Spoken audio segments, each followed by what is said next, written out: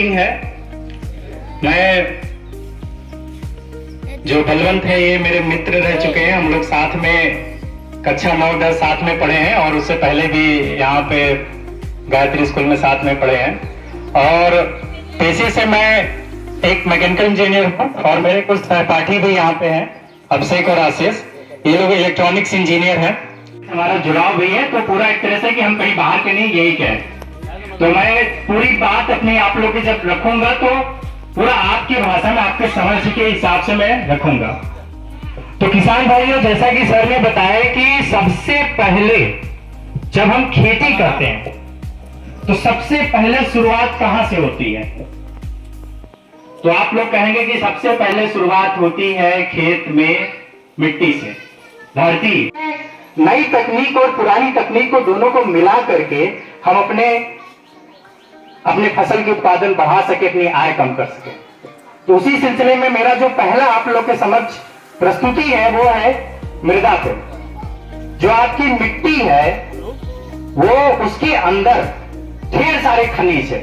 जो माता है उसके अंदर खनिज ही खनिज है, कई सारे पोषण तत्व हैं। जो फसल है, हर फसल की खाने की खुराक जो होता है अलग होता है। मतलब कि उसको जो पोषण तत्व की आवश्यकता होती है वो अलग अलग होती है। तो जब मिट्टी जांच होता है पता चलता है कितना पोषण तत्व है और इस फसल को इतना चाहिए, तो कितना हमको ऊपर से दे देना है या फिर हमें नहीं देना है। जैसे कि सर ने बताया कि बड़ा भाई अगर 2 बोरी यूरिया डाला, उसके खेत में फसल अच्छा हो गया और हम देख करके 2.5 बोरी डाल दिए, और हमारे खेत में क्या बोलते हैं, फसल कोई जरूरी नहीं है कि अच्छा हो सकता है खराब हो जाए। वो इसलिए क्योंकि हर खेत का जो मिट्टी का स्थिति होता है वो अलग होता है। ऐसा नहीं है कि आपके खेत की जो मिट्टी है वो बगल वाले खेत की मिट्टी की स्थिति बराबर हो, ऐसा नहीं, वो अलग हो सकता है।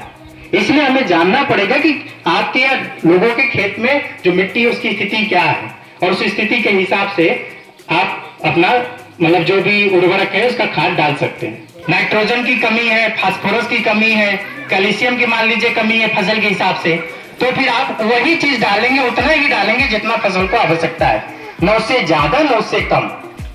ज्यादा डालेंगे तो आपका नुकसान होगा, कम डालेंगे तो आपका फसल खराब होगा। तो वो एकदम कैलकुलेटेड कहते हैं वे में रहेगा। तो ये आपका हो गया, इसी को बोलते हैं पूरी तरीके से जो पोषण तत्व है उसका मैनेजमेंट, उसका प्रॉपर मैनेजमेंट, ताकि उतना ही डाला जाए। स्टेथोस्कोप लगा के, आला लगा करके चेक करता है कि हार्ट बीट कितनी है, क्या कैसे है, और फिर वो दवाई लिख देता है। और बगल के मेडिकल में, उसी के बगल के मेडिकल में दवा भी मिल जाता है। तो वहां पे आप लोग को एक शुरुआती दौर का पूरा ही जांच और पूरा दवाइयां सब कुछ उपलब्ध हो जाती है। ठीक उसी प्रकार से जब हमारे किसान भाई का या हमारे पंचायत का जो सबसे पहला कमाई है वो कृषि है, तो क्या हम कृषि के लिए कोई ऐसा चिकित्सा सेंटर नहीं बना सकते? बस यही प्रश्न आपका एग्री चिकित्सा सेंटर का जन्म दिया। हम हर पंचायत पे एक एग्री चिकित्सा सेंटर बनाने की प्रयास में है। जो ये सारी तकनीक मैंने बताई, ये सारी तकनीक उस एग्री चिकित्सा सेंटर पे उपलब्ध कराई जाएगी। और जो सर ने बताया बीज और इत्यादि चीजें, हम सर से कोलैबोरेट करके ये सारी बीज आपके पंचायत पे उपलब्ध कराएंगे, ताकि आप लोग वहां पे ब्लॉक पे जानकारी लेने, बाकी लेने के लिए जाए, लेकिन सारी चीजें अगर आपके पंचायत में उपलब्ध हो जाएंगी तो सर के लिए आसानी रहेगी और बाकी सभी लोग के लिए आसानी रहेगी कि वो चीजें आपको बहुत ही अच्छे मात्रा में और बहुत ही इजीली आपको मिल जाएगा।